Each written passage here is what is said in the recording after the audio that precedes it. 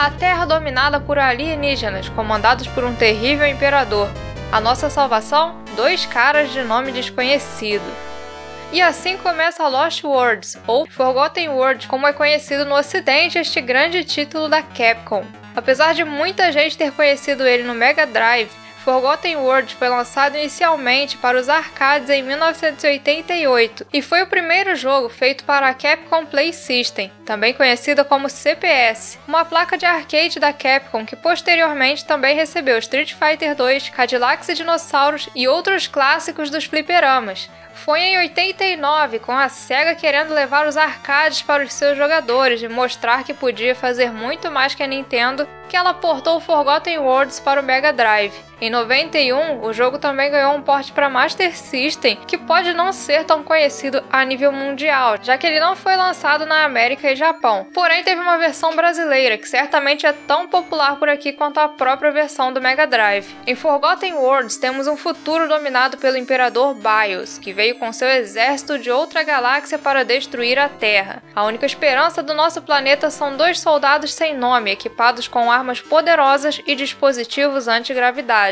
Apesar dos apetrechos tecnológicos, eles têm um visual badass que reflete bem os protagonistas de ação da época.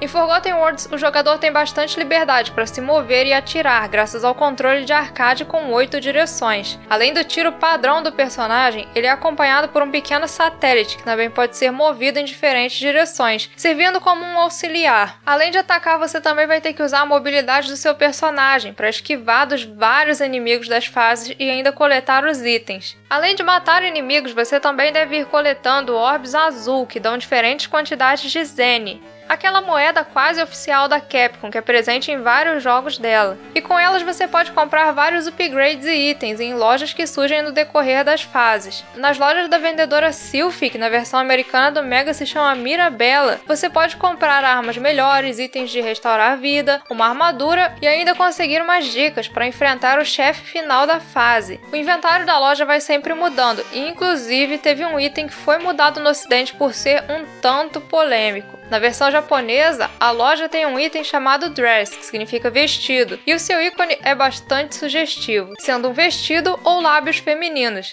Esse é um dos itens mais caros do jogo, ele custa 99.900 zenes. E claro, isso mexeu com a imaginação da galera, né? Criou-se uma lenda de que a Sylphie apareceria sem roupa se você comprasse ele e depois zerasse o jogo de novo sem morrer. Mas claro, isso é mentira, esse item na verdade só dá 1 milhão de pontos no final do jogo. E na versão americana do arcade, ele foi trocado para a Unit Stone, um item bem mais barato, mas que melhora o poder do tiro do personagem e do seu satélite. Forgotten Worlds tem chefes bastante variados e imponentes, como o Dust Dragon, o faraó Tutankhamon e os deuses do vento e relâmpago Wu Jin e Lai Jin, que dizem ser uma referência aos guardiões Raiga e Fuga de Hokuto no Ken. As fases também são bem interessantes, começando em um ambiente de cidade devastada, passando por um mundo baseado no Antigo Egito e terminando no Antigo Japão, que é chamado de Sky World. O jogo tem um total de 5 fases e 8 chefes, e a história é contada com breves animações, que nos arcades tem até vozes. A ambientação do jogo é muito bem elaborada, e ele tem na sua equipe grandes nomes, como Akira Nishitani, que mais tarde deixou a Capcom para formar a Arika, Noritaka Funamizu, que trabalhou também em Super Street Fighter 2 e na série Street Fighter Alpha, e a compositora Tamayo Kawamoto, que é muito conhecida pela trilha sonora de Ghosts and Ghosts. Apesar de ter tido uma redução no número de fases, remoção das vozes e um número menor de elementos na tela, a versão de Mega Drive de Forgotten Worlds é considerada a mais fiel aos arcades. As 2 versões para os consoles da SEGA tiveram as músicas arranjadas por Izuho Numata, uma grande compositora do mundo dos games, que foi a responsável pela trilha sonora de Phantasy Star 3 e 4. Outro port que vale muito a pena comentar é o de PC Engine, que apesar de também ter as suas limitações, se destaca pelo arranjo da trilha sonora, que muita gente considera até melhor do que a do arcade.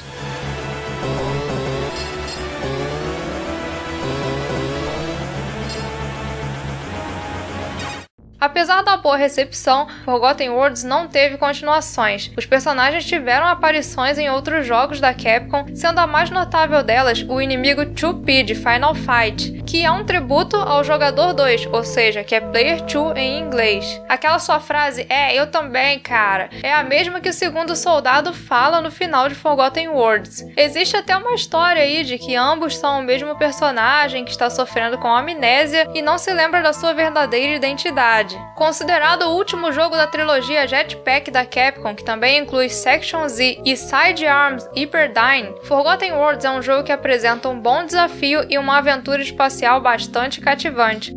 Você já jogou ele? Comenta aí sua opinião e não deixe também de curtir e compartilhar esse vídeo com os seus amigos para ajudar o canal. Muito obrigada a todos vocês e até a próxima!